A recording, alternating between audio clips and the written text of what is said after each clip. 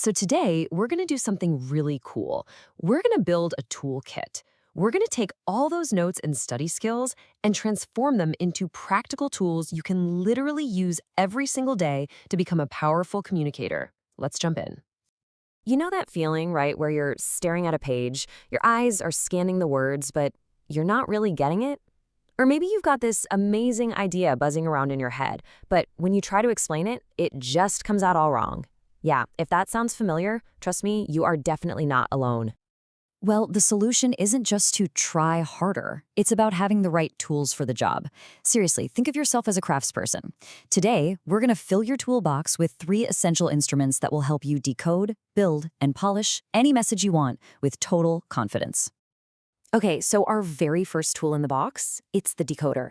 Because let's face it, before you can send a powerful message out into the world, you have to be an expert at understanding the ones coming in.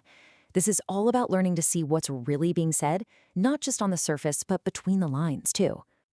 See, reading shouldn't be a passive thing where you just let the words wash over you. Nope, it's an investigation. You've got to think like a detective. Get in there and interrogate the text. Underline the major clues, circle the words that are a mystery, and scribble your theories in the margins. You're not just a reader anymore, you're on the case. And this detective work, it really happens on 2 levels. First, you've got the literal stuff. The clues, the facts, everything that's stated right there on the page. That's step 1. But the real magic, that happens on the inferential level. This is where you connect all those clues to figure out what the author is implying without ever saying it directly. But here's the catch, right? Your inferences can't just be wild guesses you pull out of thin air. They have to be backed up by evidence from the text. So, instead of just saying, I think the character is anxious, you level up and say, we can infer she's anxious because the text says her hands were shaking. Using phrases like these, it's your secret weapon for sounding sharp and totally credible. And hey, this whole decoding thing, it's not just for books. Think about any visual you see, like an ad for a new sports car. Just use the ACT framework. A, who's the audience? Probably young, successful people. C, what's the content? A beautiful car speeding down an empty road. And T, what techniques are they using? Fast music, quick cuts, all to make you feel a sense of power and freedom. It's simple, but it's an incredibly powerful way to analyze basically any visual out there. All right, tool number 1, the decoder is in the bag. You've mastered understanding messages. Now it's time to build your own. Let's grab our second tool, the architect. This one's all about helping us construct our own clear, compelling messages, right from the ground up. You wouldn't build a house without a blueprint, right? Well, same goes for writing, and you've got 3 main blueprints to choose from. If you're trying to tell a great story, you'll want the narrative blueprint. If your goal is to paint a vivid picture with words, go for descriptive. And if you're trying to persuade someone and win an argument, you'll need that argumentative blueprint, built on a solid thesis and hard evidence. So you've probably heard that classic advice a million times. Show, don't tell. Well, this is telling. It's flat. It gives you the information, sure, but it doesn't make you feel a single thing. It's just there. But this is showing. It just pulls you right in, doesn't it? You don't need to be told the beach was scary. You can actually feel that pounding heart and hear those roaring waves. That right there is the power of using sensory details. It is the absolute core of being a great architect with your words. And listen, this isn't just about school essays. This is for life. Knowing how to structure a formal letter, that could land you your dream job. A well-crafted professional email, that earns you respect at work. A clear, concise memo, that keeps your whole team moving in the right direction. Mastering these skills is absolutely essential.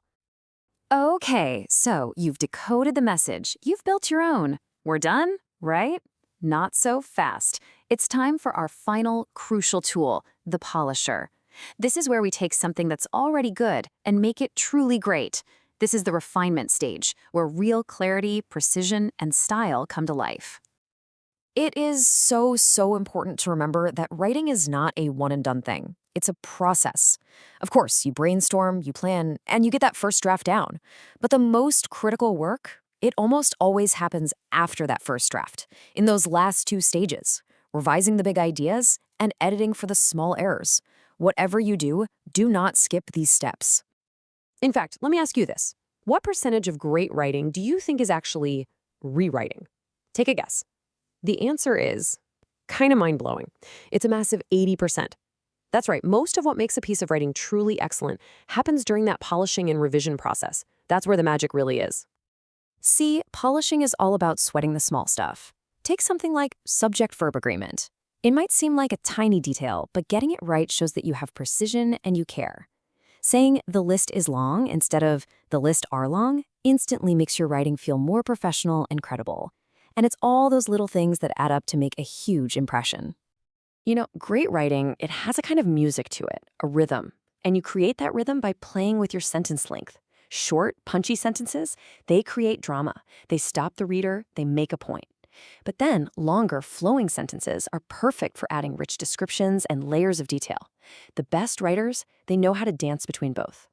So there you have it, the decoder, the architect, and the polisher, 3 essential tools in your new kit. But let's be real, this whole thing is about so much more than just getting good grades or acing an exam. It's about unlocking a really fundamental part of who you are. Think about it. Every single time you decode a tricky argument, you're training the mind of a future leader. Every time you craft a compelling story, you're practicing to be a future author.